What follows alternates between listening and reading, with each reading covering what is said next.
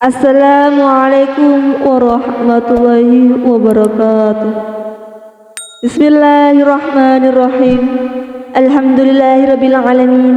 Wassalatu wassalamu ala asrafil anbiya'i wal mursalin Sayyidina Muhammadin wa ala alihi wa sahbihi ajmain, amma ba'du. Sahabat cerita para wali yang diberkahi Allah Subhanahu wa taala, semoga kita semua selalu dalam lindungannya dan diberikan rezeki yang barokah, umur yang panjang agar senantiasa bersyukur kepada Allah Subhanahu wa taala. Amin ya rabbal alamin. Kali ini saya akan berkisah tentang Kyai Haji Usman Al-Ishaqi punya karomah sejak kecil pernah jadab 7 hari. Al-Arifu Billah Al-Maghfurlah Kyai Haji Muhammad Usman Al-Ishaqi dilahirkan di Surabaya pada bulan Jumadil Akhir 1334 Hijriah, setelah 16 bulan berada dalam rahim ibundanya. Dikisahkan sejak kecil Kyai Usman sudah memiliki banyak keistimewaan. Di antaranya beliau selalu tidak ada di rumah setelah maghrib dan baru pulang setelah jam 11 malam dengan badan yang penuh lumpur. Ternyata setelah diselidiki, beliau berada di sungai didekap oleh seekor buaya putih. Bersama kakek beliau, Kyai Abdullah, selain kakek beliau tidak ada yang berani mendampingi beliau tidur, karena dari mata Kyai Usman memancarkan sinar terang seakan-akan mau menembus langit. Ketika berumur 6-7 tahun, pada suatu malam nampak kebanyakan bintang-bintang turun dari langit seraya memancarkan sinarnya ke depan beliau. Sejak Kyai Usman berumur 4 tahun, setiap jam 3 malam beliau keluar rumah menuju Masjid Jami Sunan Ampel Surabaya diantar kakek beliau Nyai Khadijah untuk membaca tarhim. Setiap beliau sampai di pintu gerbang masjid, beliau selalu disambut oleh banyak anak-anak kecil memakai kopiah putih. Dan setelah beliau sampai di masjid, anak-anak kecil tersebut hilang entah kemana dan baru muncul kembali waktu beliau pulang dari masjid sekitar jam 7 pagi untuk mengantarkan beliau ke pintu gerbang, dan setelah itu kembali menghilang. Ketika berumur 13 tahun, Kyai Usman mulai mengalami kasaf dengan mampu melihat Ka'bah di Mekah secara jelas dari tempatnya berdiri. Bahkan kemudian Kyai Usman mampu melihat perwujudan manusia menurut amalannya. Ada yang berwujud anjing, babi, kera, dan sebagainya. Kyai Usman menghabiskan masa kecilnya untuk mengaji kepada banyak ulama di sekitar lingkungan tempat tinggalnya. Pesantren pertama yang disinggahinya adalah pesantren yang diasuh oleh Kyai Khosin Siwalan Panji. Tidak lama kemudian Kyai Usman pindah ke pesantren yang diasuh oleh Kyai Munir Jambu Madura. Selanjutnya beliau mondok di pesantren Tebu Ireng asuhan Hadrah Syekh Kyai Haji Asim Asy'ari, dan akhirnya Kyai Usman memantapkan hatinya untuk memperdalam ilmu pada Kyai Haji Romli Tamim Rejoso Peterongan. Ketika Kyai Usman menjadi santri di pesantren Rejoso, beliau sering dikunjungi oleh Nabi Khidir alaihissalam, sehingga beliau melaporkan hal ini kepada Kyai Romli dan dijawab oleh Kyai Romli, "Mengapa tidak kau minta datang kemari, Usman?" Kyai Usman pernah bermimpi berjumpa Kyai Haji Asim Asy'ari, dan Kyai Hasim berpamitan kepada beliau dengan mengatakan, "Saya duluan ya Usman." Dan keesokan harinya Kyai Usman mendapat kabar kalau Kyai Hasim meninggal dunia. Pada suatu hari Kyai Usman dipanggil menghadap Kyai Romli pada jam 2 malam untuk dibayat menjadi mursyid Thariqat Qadiriyah Naqsabandiyah. Pada saat itu Kyai Usman berkata, "Tidak kuat Kyai." Tetapi Kyai Romli tetap melaksanakan niatnya itu atas perintah Allah. Kemudian beliau mengusapkan tangannya di atas kepala Kyai Usman. Seketika itu pula Kyai Usman jatuh pingsan dan langsung jadab. Selama 1 minggu Kyai Usman mengalami jadab, tidak makan, tidak minum, tidak tidur, tidak buang air besar dan kecil, serta tidak sholat. Wajah Kyai Usman menjadi indah sekali bagaikan bulan purnama. Tidak seorang pun berani menatap wajah indah Kyai Usman yang penuh karisma itu. Setelah 1 minggu mengalami zadab, Kiai Utsman berkata kepada Kiai Hasim Bawean, nanti malam akan banyak sekali tamu-tamu yang datang, tidak perlu suguhan makanan atau minuman. Maka pada jam 8 malam Kiai Utsman sudah siap menerima tamu di kamarnya. Tidak lama kemudian sambil menghadap pintu beliau mengucapkan, Waalaikumsalam, Waalaikumsalam. Selama kurang lebih 5 menit dan nampak Kiai Utsman seperti menjabat tangan banyak orang sambil tertunduk takzim. Mulai hari ini saya ditetapkan sebagai mursyid langsung oleh Syekh Abdul Qadir Jailani dan Nabiullah Khidir serta oleh para masyayikh tarekat Qadiriyah Naqsabandiyah.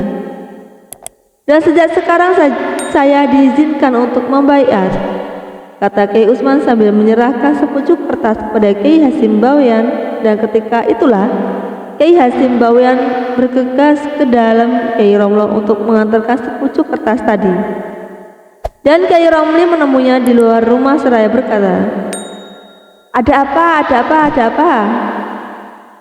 Ketika Kiai Romli membaca sepucuk kertas itu, spontan beliau berkata, Alhamdulillah, sekarang saya punya murid yang bisa menggantikan saya. Kiai Utsman sangat dicintai oleh para habaib dan ulama besar di zamannya. Di antara Habib Abu Bakar Muhammad Assegaf, Habib Abdul Qadir bin Ahmad bin Faqih, Habib Ali bin Abdurrahman Al-Habsi, Habib Ali bin Husain Al-Atas, dan Habib Salim bin Ahmad bin Jindan. Pada suatu hari Kiai Utsman bersilaturahmi kepada Habib Abu Bakar Assegaf dengan berjalan kaki dari Surabaya ke Gresik di tengah-tengah hujan lebat. Ditambah petir dan angin yang tembus kencang ketika Kiai Utsman sampai sudah larut malam dan dalam keadaan basah kuyup. Sementara penjaga pintu mengatakan kalau Habib Abu Bakar Assegaf sudah menunggu kedatangan beliau dengan penuh kebiasaan dan kekhawatiran. Sebelum Kiai Utsman sudah mempunyai hubungan khusus dengan Habib Ali bin Abdurrahman Al-Habsi Kuitang. Dikisahkan Kiai Utsman mendapatkan futuh melalui Habib Ali Al-Habsi. Pada suatu ketika menjelang wafatnya, Habib Ali Al-Habsi berkata kepada Kiai Utsman, Kunci kutub saya serahkan kepadamu, wahai Syekh Utsman. Kiai Utsman juga dekat dengan Habib Ali bin Husain Al-Atas Bungur. Habib Ali Al-Atas pernah berkata, Wahai Syekh Utsman, engkau dari keluarga Nabi. Kekhalifahan Syekh Abdul Qadir Jailani ada di tanganmu. Dan pada kesempatan lain Habib Ali Al-Atas mengatakan, Sungguh Syekh Utsman bin di mahsyar nanti sangat dekat dengan Nabi Muhammad SAW.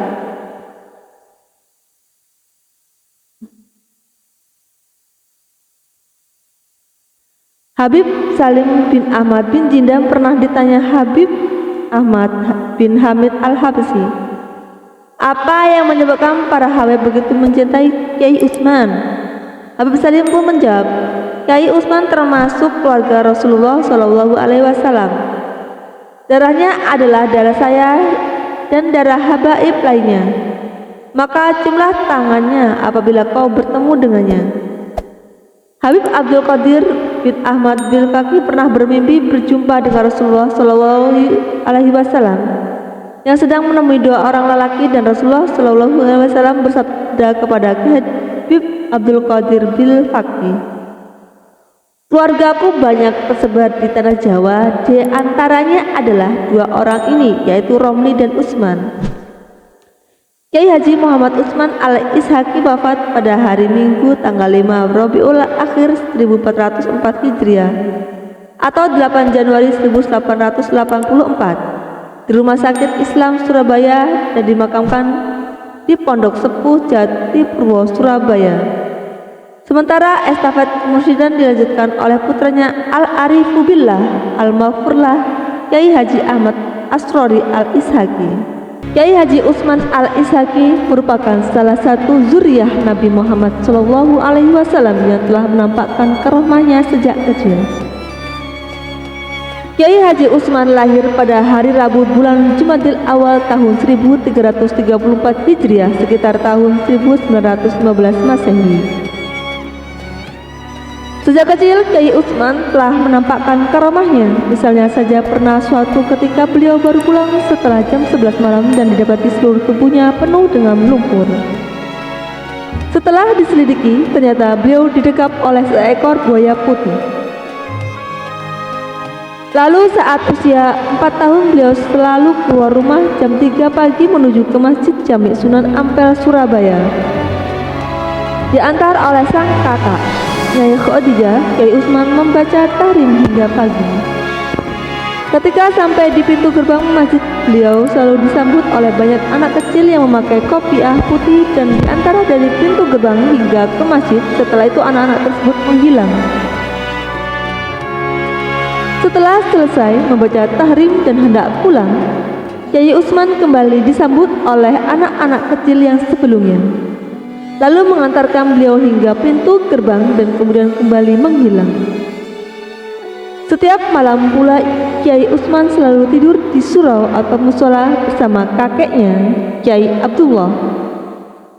Saat tengah tertidur, dari mata Kiai Usman memancarkan sebuah cahaya yang terang, seakan-akan hendak menembus langit, sehingga tak ada yang berani mendampingi Kiai Usman tidur kecuali Kiai Abdullah.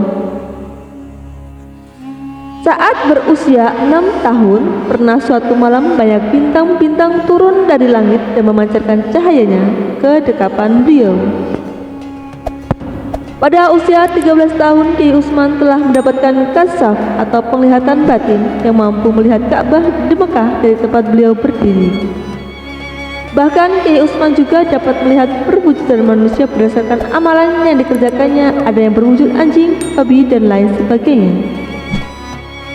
Saat nyantri di pondok pesantren Rejoso asuhan Kiai Haji Romli Tamim Rejoso, beliau selalu dikunjungi oleh Nabi Khidir alaihissalam. Tidak jarang hal tersebut beliau ceritakan kepada sang guru Kiai Romli.